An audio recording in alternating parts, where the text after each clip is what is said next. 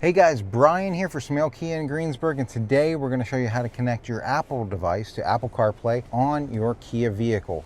Pretty simply, all you have to do, scroll over here to where you see Setup, and then you go to Device Connections right here. You want to add new, so we make sure Bluetooth is on. We'll go in here and we're going to be looking for K5 all the way down there at the bottom. I'll just hit to connect to K5, make sure the numbers are correct, and then I'll pair.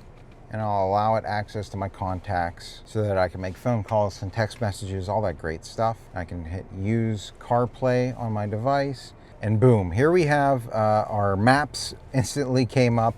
We obviously have our music on there. We can make our phone calls, send text messages, all that really great stuff. If you click this button, you can see there's other apps that are actually able to be used with that. With the push to talk button on my steering wheel, I can look for directions like this. Directions to Smale Kia in Greensburg. Getting directions to Smale Kia.